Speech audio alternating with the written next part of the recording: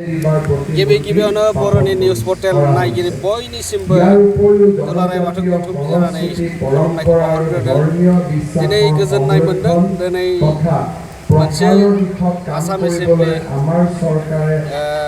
बेवहाय जे बर'नि बायखोन्दा नोगोरनि मोनसे माइलस्टनफोर बायदि जोंनि राजानि बे नेरसोनथिखौ लाखिनो हानाया आरो गमामायैनो जोंनि बे बर' माहारिजों लोगोसे जोंनि बे आसाम एसेम्बलियाव जोंनि बर' माहारिनि मोनसे सिनायथि आरो मोनसे गौरबनि मोनसे बे जारिमिन आरो बेखौ दिनै बर'नि हारिनि थाखाय बे अरायसम जारिमिन जानानै थाबावसिगोन।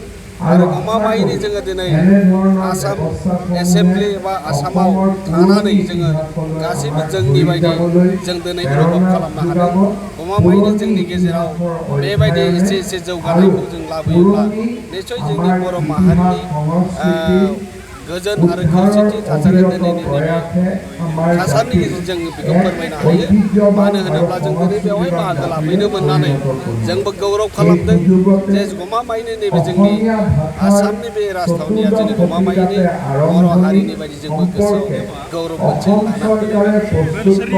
बेयो जों दिनैनि गाहायै जों बेखौनो जों बुंनांगोन मानव गेदेर आसाम एसेम्बलिनि बुंथिगिरि मानव गेदेर बिस्वजित दैमारि बिथाङा अरायसम गावनि नाजानायजों लोगोसे आरो आसामनि chief minister doctor Hemant Biswa Sharma बिथांमोननि नाजानायाव दिनै बेखौ जाफुंसार होनो हानायनि थाखाय जों जादों होननानै सानदों आरो बेखौ जों गौथुमनिफ्रायबो जों बेखौ गमामायैनो जों साबायखर होनांगोन आरो जों हारिनि गेजेराव थाखोसे जोङो दिनै दाउ होनाय बायदि जों गावखौ खालामनो हायो।